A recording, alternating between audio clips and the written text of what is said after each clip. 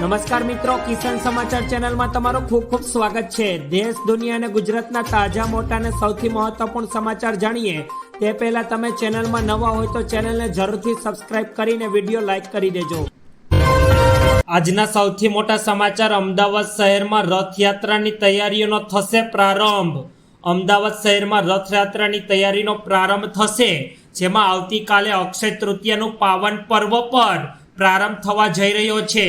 ભગવાન જગન્નાથ મંદિરમાં ઐતિહાસિક રથની ચંદનથી પૂજા થશે, તેમજ અખાત ત્રીજ પર ચંદન યાત્રાનું વિશેષ મહત્વ પણ રહેલું છે, જેમાં ચંદન યાત્રામાં મંદિરના રથ ખસેડવાનું કાલથી શરૂ થશે। ચંદન યાત્રામાં અન્ય સાધુ સંતો પણ હાજરી આપશે। ત્યારબાદના બીજા મોટા સમાચાર, ગુજરાત રાજ્યમાં નીટની પરીક્ષામાં ચોરીનો કૌભાંડ સામે આવતા ચકચકાર।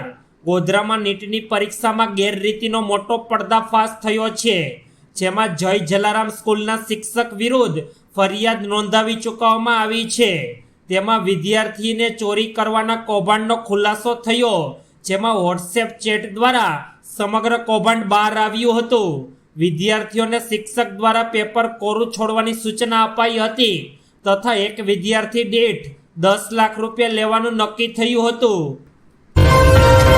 ત્યારબાદના સૌથી અગત્યપૂર્ણ સમાચાર, આખું પ્લેન ભાડે કરીને ગુજરાતીઓએ અમેરિકામાં ઘૂસણખોરીનો પ્લાન બનાવ્યો। ઉત્તર ગુજરાતના લોકો અમેરિકા ઘૂસતા ઝડપાયા છે, જેમાં જમાઇકા એરપોર્ટ પર શંકા જતા પ્લેનને રોકવામાં આવ્યું હતું। તેમાં ઝડપાયેલા 175 ભારતીયોમાંથી મોટાભાગના ગુજરાતી છે તથા મોટાભાગના મુસાફરો ઉત્તર ગુજરાત મહેસાણાના છે, જેમાં મહેસાણાના શંકરપુરા ગામના એજન્ટની સંડોવણીની માહિતી સામે આવી ગઈ છે તથા એજન્ટ ઘનશ્યામ તથા હસમુખભાઈ બિલાડીની સંડોવણીની માહિતી સામે આવી છે। તેમજ તમામ પ્રવાસીઓને નજરકેદ કરીને હોટલમાં પૂછપરછ માટે લઈ જવામાં આવ્યા હતા। ત્યારબાદના ખૂબ જ ઉપયોગીપૂર્ણ સમાચાર, ધોરણ 12નું પરિણામ જાહેર। આ રીતે વોટ્સઅપ પર રિઝલ્ટ મળશે।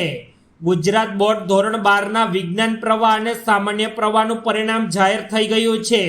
વિદ્યાર્થીઓ બોર્ડની સત્તાવાર વેબસાઇટ GSEB.org પર જોઈ શકશે। આ ઉપરાંત વિદ્યાર્થીઓ વોટ્સઅપ પર પોતાનું રિઝલ્ટ જોઈ શકશે, જેના માટે 6357300971 પર બેઠક ક્રમાંક લખીને મોકલવાનું રહેશે, જ્યાં તમે તેનું પરિણામ જોઈ શકશો। ત્યારબાદના ખૂબ જ અગત્યપૂર્ણ સમાચાર, રાજ્યમાં ગરમીનો પ્રકોપ વચ્ચે જાણો ક્યારે છે માવઠાની આગાહી। રાજ્યમાં ગરમીના પ્રકોપ વચ્ચે માવઠાની આગાહી કરી દેવામાં આવી છે, જેમાં 11, 12 અને 13 મેના રોજ કમોસમી માવઠાની આગાહી છે તથા ડાંગમાં 11 મેએ માવઠું થવાની સંભાવના છે। 12 અને 13 મેના રોજ છોટાઉદેપુર, નર્મદામાં પણ વરસાદ પડી શકે છે। દક્ષિણ અને મધ્ય ગુજરાતમાં 11 થી 13 મે સુધી વરસાદની આગાહી કરી દેવામાં આવી છે। રાજ્યમાં કાળઝાળ ગરમી વચ્ચે વરસાદી માહોલના સંકેતો જોવા મળ્યા છે। ત્યારબાદના ખૂબ જ અગત્યપૂર્ણ સમાચાર, ઇફકોની ચૂંટણીમાં મતદાન પ્રક્રિયા પૂર્ણ। આજે વિશ્વની સૌથી મોટી સહકારી સંસ્થા ઇફકોની ચૂંટણીને લઈને મતદાન પૂર્ણ થઈ ગયું છે। ગુજરાતમાં ડિરેક્ટરની એક બેઠક માટે મતદાન પૂર્ણ થયું। ભાજપના 2 નેતાઓ આ ચૂંટણીમાં આમને સામને છે। બિપિન પટેલ અને જયેશ રાદડિયા વચ્ચે મોટી ટક્કર છે, જેમાં જયેશ રાદડિયાનો વિજય થયો છે। 182 માંથી 180 વોટ જયેશ રાદડિયાના તરફેણમાં પડ્યા છે, જ્યારે 2 સદસ્યો વિદેશમાં રહેતા હોવાથી વોટિંગ કરી શક્યા નથી। ત્યારબાદના ખૂબ જ મોટા સમાચાર, બાબા કેદારનાથના જયઘોષ સાથે નીકળી પંચમુખી ડોલી। ઉત્તરાખંડની ચારધામ યાત્રા શરૂ થવાને હવે માત્ર ગણતરીના જ કલાકો બાકી છે।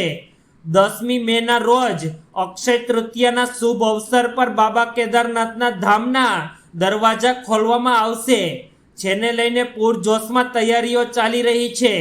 ભગવાન કેદારનાથના કપાટ આવતીકાલે ખુલી જશે, જેમાં પંચમુખી ડોલી કેદારનાથ જવા માટે નીકળી ગઈ છે। ભક્તોએ બાબા કેદારનાથનો જય જયકાર કરીને ડોલીને રવાના કરી છે। ત્યારબાદના ખૂબ જ મોટા સમાચાર, ભારતમાં ઘટી હિન્દુઓની જનસંખ્યા।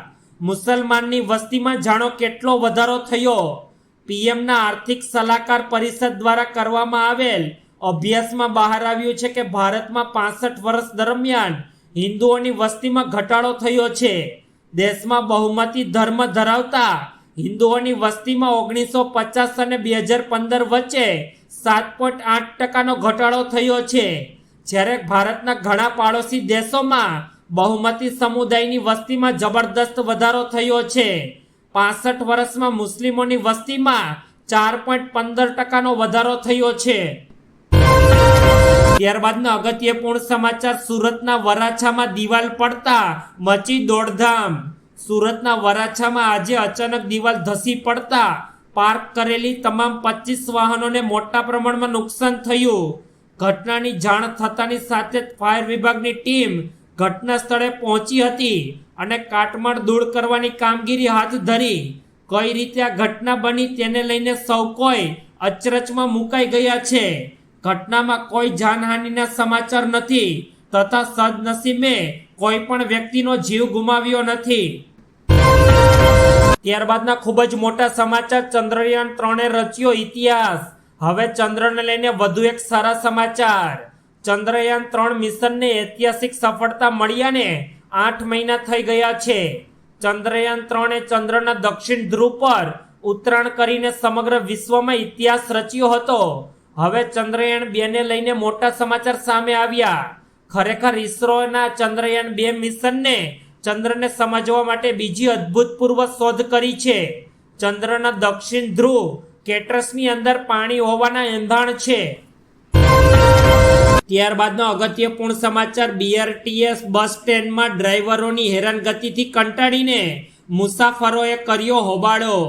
અમદાવાદના બીઆરટીએસ બસના ડ્રાઈવરોની હેરાનગતિથી કંટાળીને મુસાફરોએ હોબાળો કરવાની ઘટના સામે આવી છે.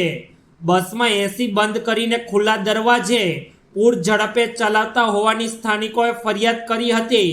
મળતી માહિતી મુજબ અમદાવાદના અંજલી 4 રસ્તા પર બીઆરટીએસ બસના ડ્રાઈવરોની હેરાનગતિથી કંટાળીને મુસાફરોએ હોબાળો કર્યો હતો. મુસાફરના હોબાળાને લઈને બસ રોકવામાં આવતા અંજલી 4 રસ્તા પર ટ્રાફિક જામના દ્રશ્યો સર્જાયા હતા. ત્યારબાદ ડાંગ જિલ્લામાં ધોધમાર કમોસમી વરસાદ. ડાંગ જિલ્લામાં આજે સમી સાંજે ધોધમાર કમોસમી વરસાદ શરૂ થયો હતો. છેલ્લા કેટલાક સમયથી પડી રહેલા કાળઝાળ ગરમી વચ્ચે આજે કમોસમી વરસાદ થતાં તાપમાન સામાન્ય ઘટાડો થયો. જોકે આજે થયેલા કમોસમી વરસાદને પગલે ખેડૂતોમાં ચિંતા ફેલાઈ ગઈ છે. આજે થયેલા કમોસમી વરસાદને કારણે ખરીફ પાકને નુકસાન થવાની ખેડૂતોને શક્યતા વ્યક્ત કરી રહ્યા છે. તો કમોસમી વરસાદ આવતા ખેડૂતોની પણ ચિંતા વધી ગઈ છે. ત્યારબાદના અગત્યપૂર્ણ સમાચાર, ભારતીય શેર બજારમાં જબરદસ્ત ઘટાડો. ભારતીય શેર બજારમાં ગઈકાલે 1000થી વધુના ગાબડા સાથે બંધ રહ્યું હતું. ગુરુવારે બજારમાં સતત ત્રીજા દિવસે ઘટાડા સાથે બંધ રહ્યું હતું. બીએસઈનો સેન્સેક્સ 1062 પોઈન્ટ ઘટીને 72,404 પર બંધ રહ્યો. એ જ રીતે એનએસઈનો નિફ્ટી 335 પોઈન્ટ ઘટીને 21,967 પોઈન્ટ પર પહોંચ્યો હતો. માર્કેટમાં માત્ર ઓટો શેર જ વધી રહ્યા છે.